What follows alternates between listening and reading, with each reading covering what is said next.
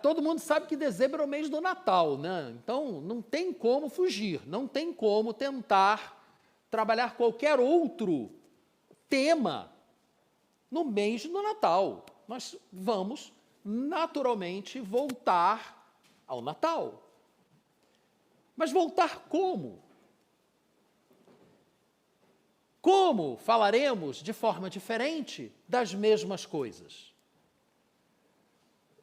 E lendo, lendo sobre Natal, lendo sobre mensagens de Natal, lendo textos de pastores que já estão preparando o seu 40º Natal, eles justamente falam isso que eu acabei de dizer.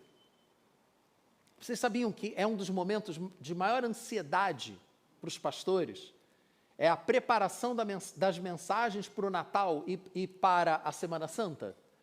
Como apresentar os mesmos temas de uma forma que não pareça uma repetição? Haja ideias, né? Haja criatividade. E aí, lendo sobre isso, eu me deparei com essa palavra, advento. Não, porque o advento, a preparação para o advento, e honestamente, eu não me lembro, pode ser a idade também, né?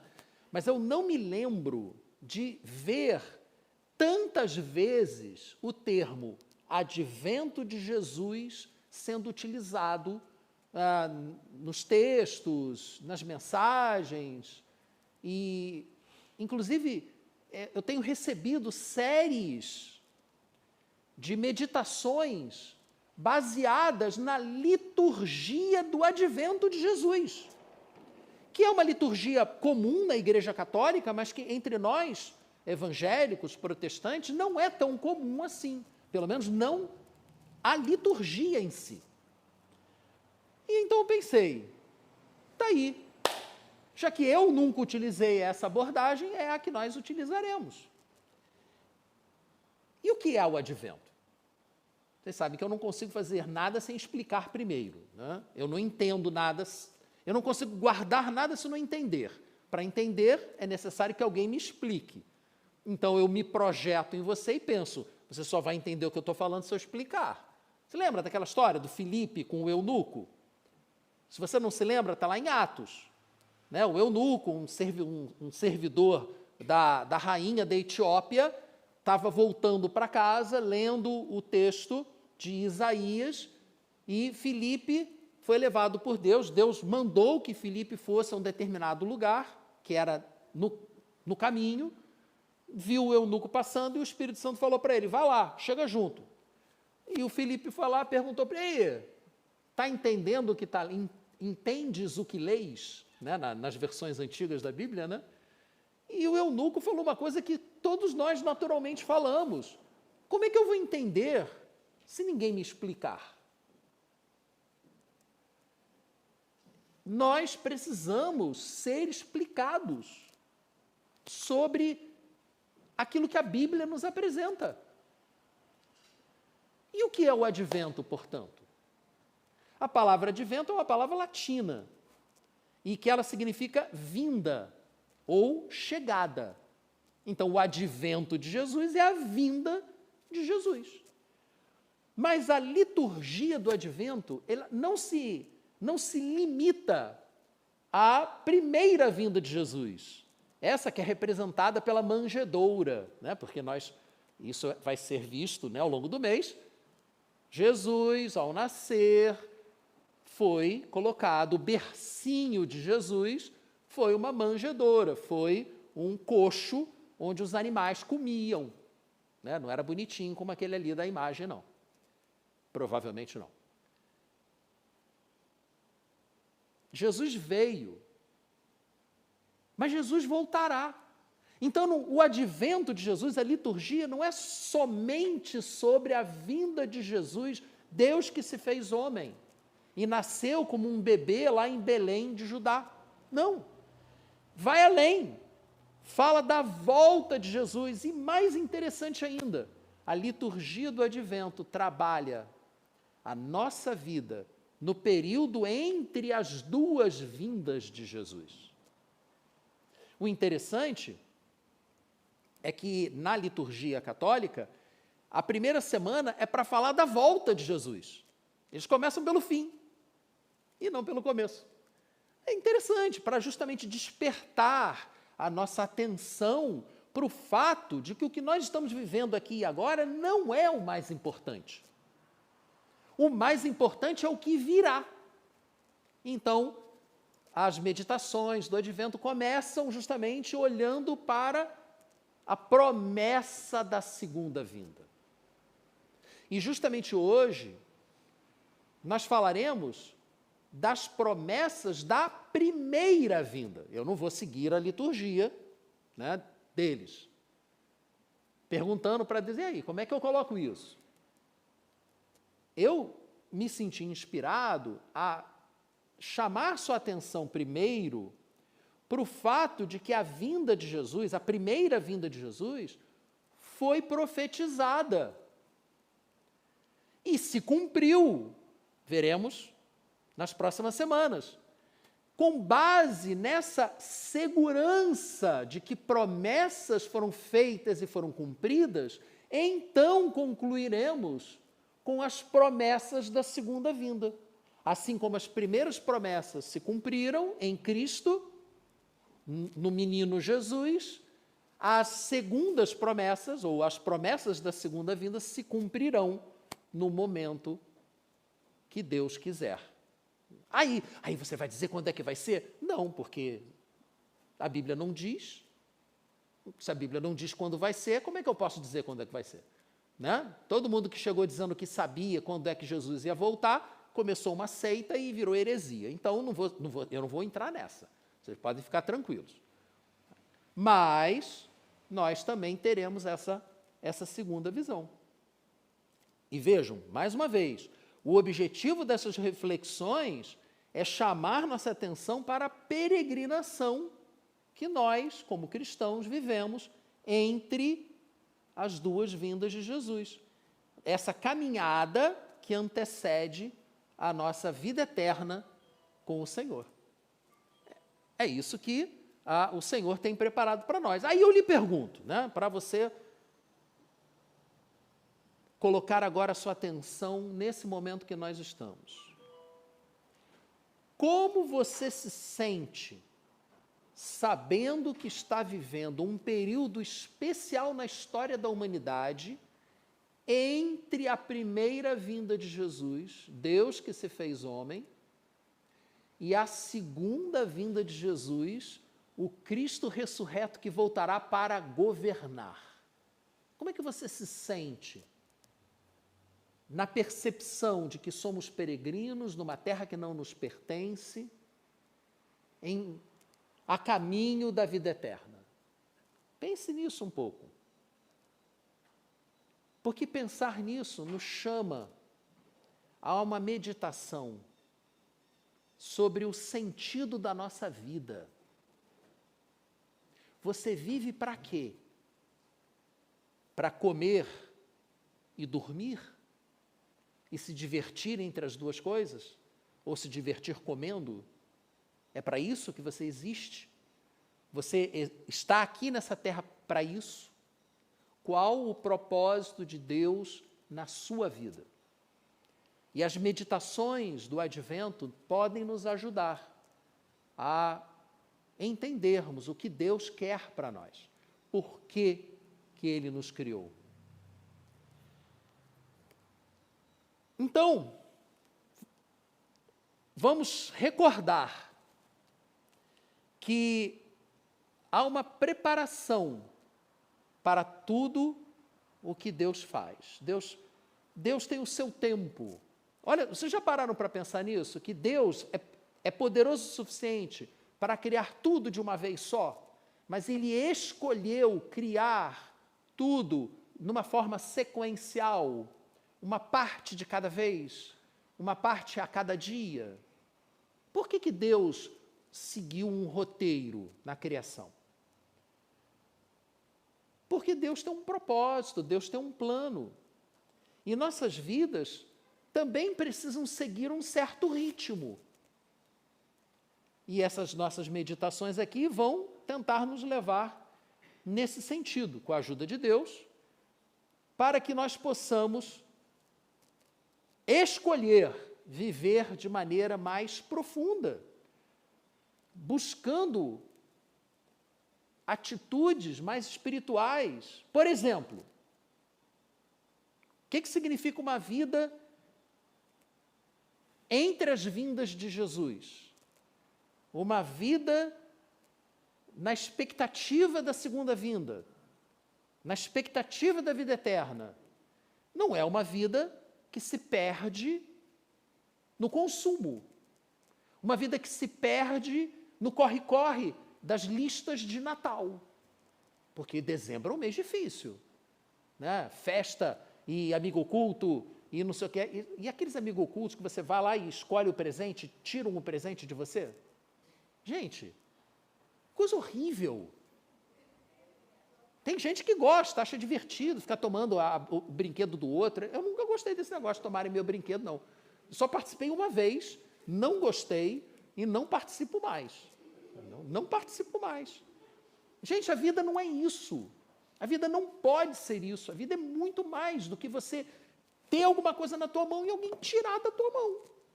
Eu quero esse. Pô, mas era o meu. Agora não é mais. A vida tem que ser mais do que isso. Por isso nós temos que meditar nesse mês de dezembro, não nas listas de presente ou na política. Porque a política está permeando tudo, né? Tá uma loucura esse negócio. É enlouquecedor. Não, vamos focar na fé. Principalmente porque estamos vivendo dias muito difíceis. Nós precisamos de fé. Precisamos da confiança de que Deus, o nosso Deus, é todo-poderoso. Mas também precisamos meditar na necessidade de arrependimento. Nós erramos, sempre erramos. João mesmo disse na carta dele, né? Se você diz que não erra, você está mentindo. Todo mundo erra, todo mundo peca. E todo mundo precisa se arrepender e buscar o perdão de Deus. Precisamos literalmente buscar a Deus, não apenas pelo perdão, mas também pela provisão. Precisamos orar mais. Ontem estivemos aqui na igreja para uma caminhada de oração. Pouquíssima gente veio. No convite eu ainda coloquei, olha, se você não puder estar lá para caminhar conosco, fique em oração em casa. Então eu imagino que você tenha ficado, né, entre 10 e meio-dia, tenha escolhido ali um período para parar, interceder pelos nossos vizinhos, para que a palavra de Deus seja recebida. Eu tenho certeza disso, né? Então, o fato é que a gente precisa orar mais. Nós oramos pouco. E a nossa luta, eu volto a dizer, desculpe-me por estar me repetindo, mas é uma verdade que precisa ser lembrada constantemente. A nossa luta não é contra carne e sangue, não é contra seres humanos, não é contra partidos políticos ou ideologias. A nossa luta é contra principados e potestades, contra os dominadores desse mundo tenebroso, contra as forças do mal nas regiões celestiais. E essa luta só se combate com oração. Não é com tempestade de tweet que a gente vai combater isso. A gente tem que orar mais. E a gente tem que vencer o espírito desse mundo de consumo, né? Que dezembro é o mês do Deus consumo. Compre, compre, compre, compre, compre. Como é que a gente vence o Deus consumo? Com a generosidade. Não, eu dou, eu desapego. É a forma de você vencer o Deus consumo. Então, fé, arrependimento, oração, engajamento, generosidade, é nisso que a gente tem que estar meditando durante esse período do advento de Jesus. em que nos lembramos do advento de Jesus, da primeira vinda, que já ocorreu e que foi prevista e que foi anunciada, e a segunda vinda, que também foi prevista e ainda está por vir. Seguindo a fé, o arrependimento, a oração, a generosidade, dessa forma, nós estaremos nos tornando mais parecidos com Jesus. Nós estaremos dando um testemunho, um depoimento de que queremos que Jesus viva em nós. Tentamos viver como Ele viveu. Dessa forma, nós podemos ser luz. E aí eu lhe pergunto, você tem sido luz onde você está? Na sua família, no seu condomínio, no seu trabalho? Você tem sido um representante de Jesus no ministério da reconciliação? Porque Jesus veio para, com o seu sacrifício, nos reconciliar com Deus. E nós, que ouvimos esse chamado e fomos regenerados, nascemos de novo em Cristo, nós temos uma missão. É por isso que a gente está aqui, por isso que a gente não morre assim que se converte e vai direto para Deus. Porque não cabe aos anjos anunciar a mensagem da reconciliação. Cabe a você e a mim também. É para isso que a gente está aqui, entre as duas vindas de Jesus. Então, como eu disse, hoje nós veremos a previsão da primeira vinda, porque a constatação de que essas promessas se cumpriram vai nos ajudar a crer nas promessas da segunda vinda dele.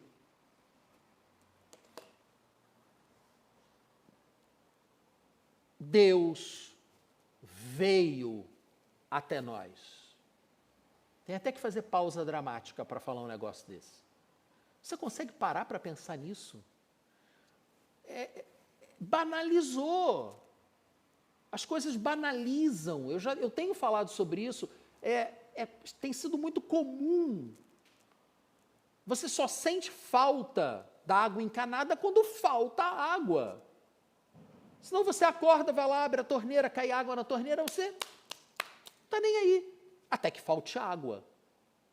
Aí você sente, eu não consigo viver sem água encanada. Não consigo viver sem energia elétrica. Você só pensa na energia elétrica quando falta. Nós corremos o mesmo risco em relação a Deus. O povo de Israel só se lembrava de Deus quando perdia a liberdade.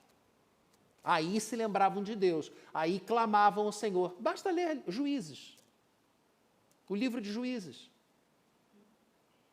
O povo se esquece de Deus, se afasta de Deus, a vida começa a ser um inferno, aí eles se lembram de Deus e se voltam para Deus. Banalizaram o Deus Todo-Poderoso e sofreram com isso. Nós corremos o mesmo risco.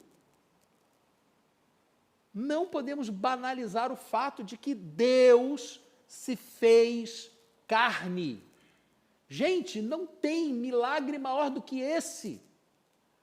Isso é completamente incompreensível. Deus, que é onipresente, que está em todos os lugares, se limitar a um corpo.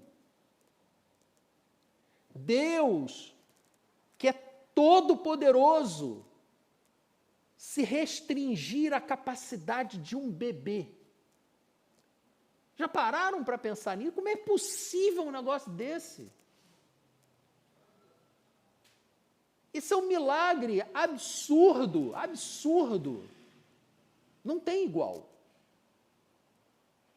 E lemos lá em João 1:1. No princípio era aquele que é a palavra, o verbo de Deus. Ele estava com Deus, ele era Deus. Ele era Deus. E no versículo 14 de João 1, ele diz: aquele que é a palavra, o verbo, tornou-se carne e viveu entre nós. Nós vimos a sua glória, a glória como do unigênito vindo do Pai, cheio de graça e de verdade. É para nós ficarmos maravilhados diante dessa realidade espiritual.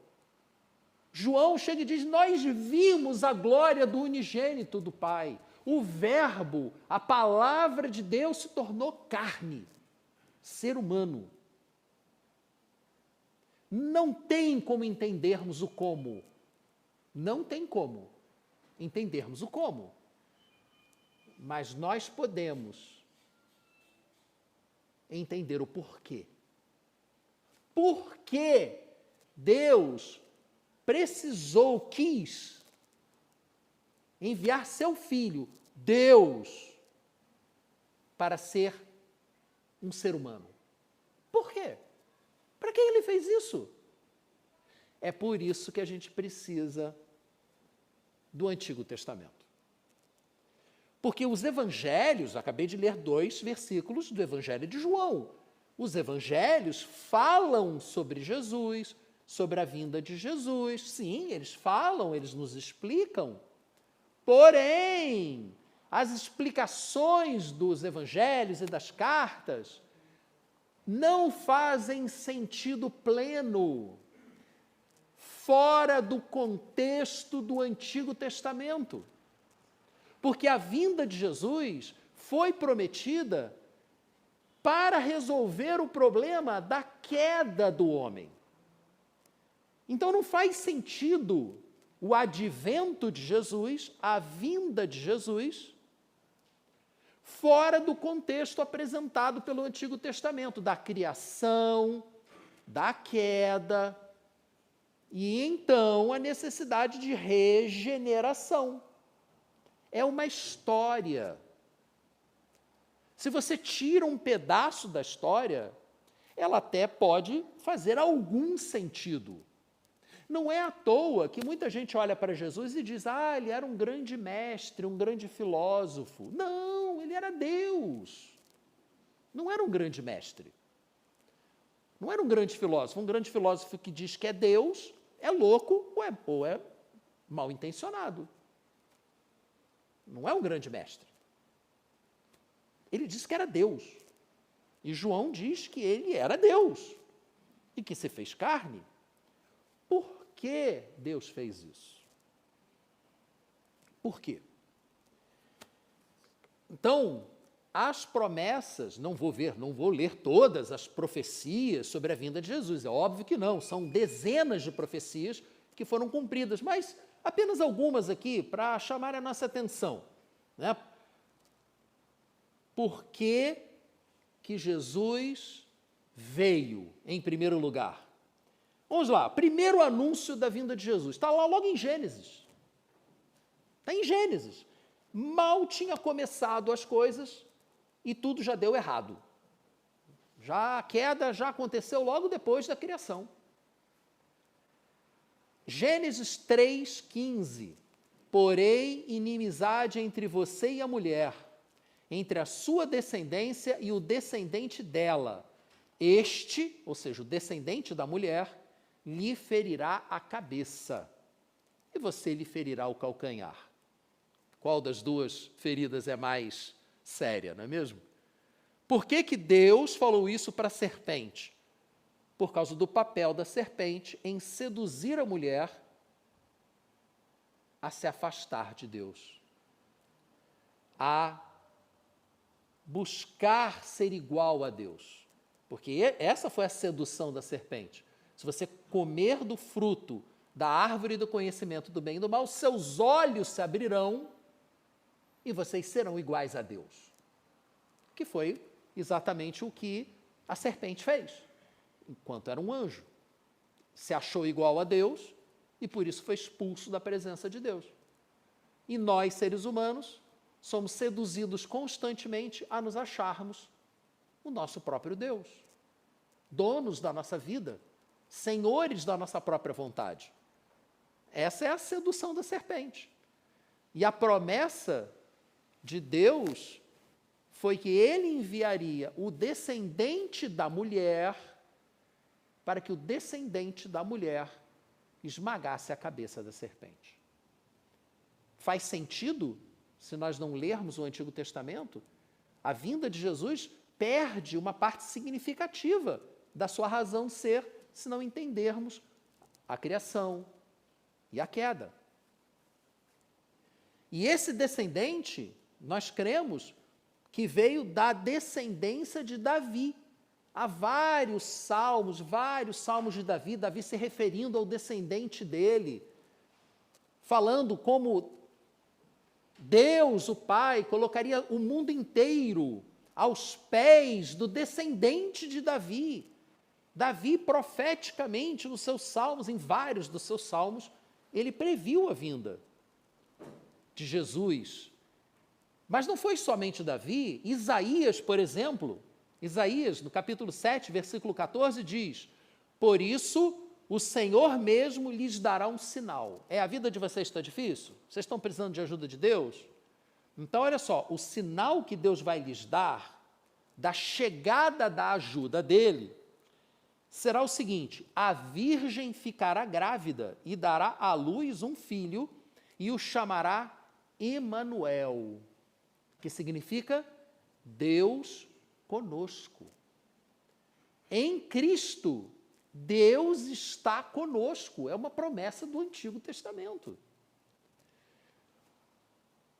E mais, este haveria de nascer em Belém, porque Miqueias, capítulo 5, versículo 2, diz: mas tu, Belém, Efrata, embora sejas pequena entre os clãs de Judá, de ti virá para mim aquele que será o governante sobre Israel. Por que Jesus nasceu em Belém? Não é Belém do Pará, tá bom? Eu sei que eu já falei isso antes, mas é bom lembrar. Não é Belém do Pará. Eu, quando era criança, Jesus nasceu em Belém. Eu ficava pensando, mas por que lá em Belém? Por que não no Rio de Janeiro?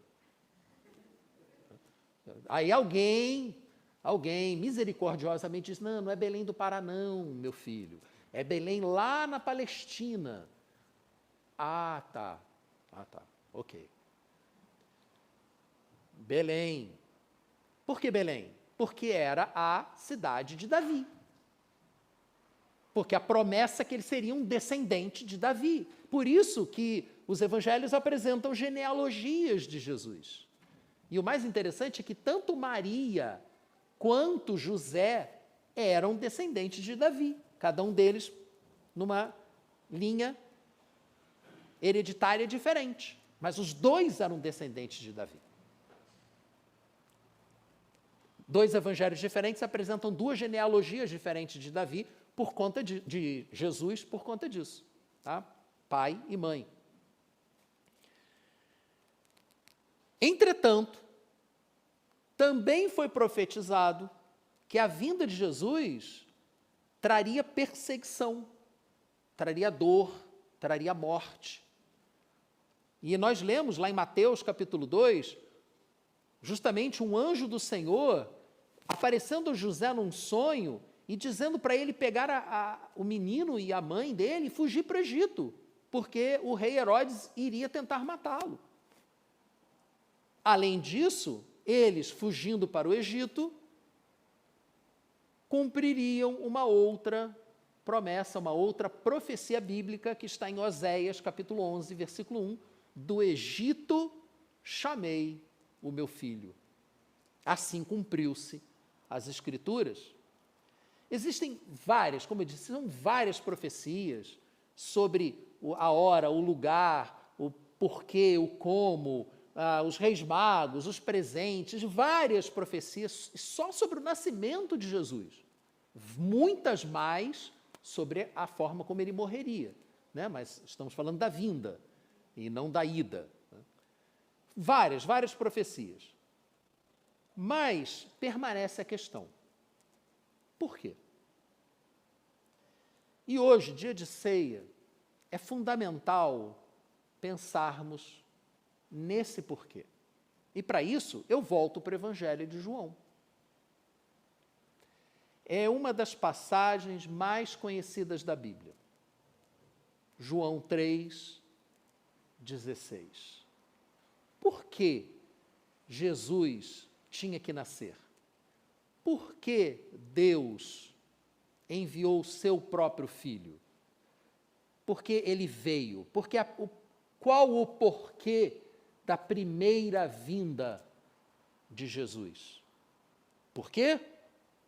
Ora, porque Deus amou tanto o mundo que deu seu Filho unigênito, aquele cuja glória foi vista por João, deu seu Filho unigênito para que todo aquele que nele crer não pereça, mas tenha a vida eterna. Foi para isso que Jesus veio, para que nós crescêssemos nele. E ao crermos nele, ao invocarmos o seu nome, fôssemos salvos, ou seja, reconciliados com Deus. Sim, era necessário que ele morresse, mas para ele morrer, primeiro ele tinha que nascer.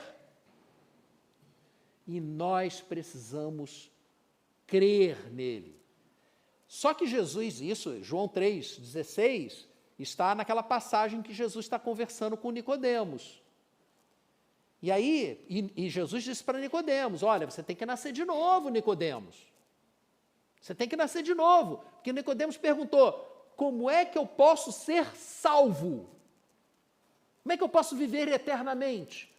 Como é que eu posso ser reconciliado com Deus? E Jesus respondeu para ele, você tem que nascer de novo. Pô, nascer de novo, Jesus? Eu já sou velho, minha mãe já morreu. Como é que eu vou nascer de novo? Não, Nicodemos. Nascer da água, o batismo do arrependimento, nascer do Espírito, a unção do Espírito Santo. Quem nasce da carne é carne, quem nasce do Espírito é Espírito. Convém que você nasça de novo. E aí ele diz isso. Como nascer de novo?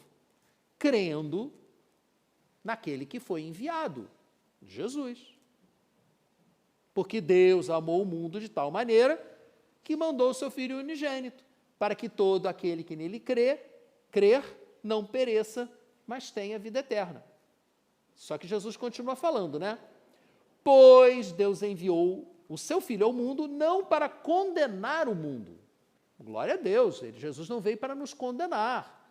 Veio para que o mundo fosse salvo por meio dele. Jesus está falando dele mesmo na terceira pessoa, né? É a terceira pessoa majestática. Né? Todo aquele que nele crer, não pereça.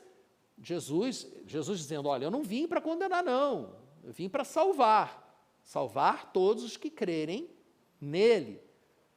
E aí vem o 3,18, que não costuma ser decorado. Ninguém decora o 3,18, eu não sei porquê, né? Todo mundo decora o 3,16 e ninguém decora o 3,18. Quem nele crê não é condenado, porque Jesus não veio para condenar. Então, quem nele crer não será condenado. Mas quem não crer já está condenado. Já está condenado por não crer no nome do Filho unigênito de Deus.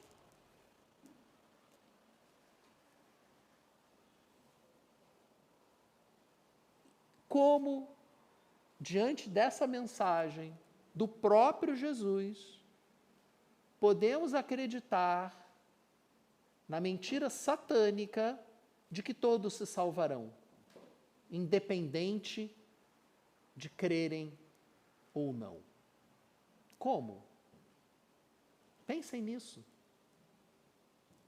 Pensem nos seus queridos que ainda não creram. Precisamos ou não precisamos interceder por eles? Precisamos ou não precisamos nos colocar nas mãos de Deus para sermos instrumentos, ferramentas na reconciliação dos nossos queridos, dos nossos vizinhos, dos nossos colegas de trabalho? Como deixarmos essas pessoas continuando nessa corrida maluca, sem parar para pensar em Deus, que veio para nos salvar, mas voltará. E voltará não como um cordeiro, mas como um leão, o leão da tribo de Judá. Um cordeiro que ruge. Veio a primeira vez como um bebê, mas voltará. E o mesmo João, que conheceu Jesus, quando viu o Cristo glorificado, caiu como morto à frente dele. Está lá em Apocalipse. Eis que caí como morto, porque a visão era gloriosa demais para um ser humano suportar. Por isso que eu tenho sempre um pé muito atrás de quem diz que Jesus veio visitá-lo, mostrou furo na mão. Então eu tenho um pé atrás com esse negócio, tenho muito receio com isso. Porque João, que andou com Jesus, quando viu Jesus, caiu no chão morto. A presença do Cristo glorificado é assustadora. Lembre-se de Isaías, que quando foi levado à presença de Deus, desventurado homem que sou homem impuro, vivo no meio de um povo de impuros, de gente impura. O Cristo que voltará será rei, mas ele nos convida a reinar com ele. Então eu te pergunto, qual a sua atitude diante, citei apenas 2 ou 3 aqui, das promessas, das previsões da vinda do Cristo, da primeira vinda de Jesus, do Cristo, do Senhor, do Filho de Deus, como uma criança. Qual a sua atitude diante disso? Você vai ser indiferente? Vai banalizar o Natal, identificando-o com a correria das compras, do consumo? Ou vai se lembrar do que ele veio fazer aqui por nós? A ceia nos ajuda nessa memória. Por isso que Paulo, citando Jesus, disse que Jesus falou aos seus discípulos, façam isso em memória de mim, para que nós nos lembremos do que ele fez por nós, para que a gente não banalize o que ele fez por nós. Precisamos voltar a Cristo, toda hora, todo dia, aquele que veio, aquele que nasceu por nós.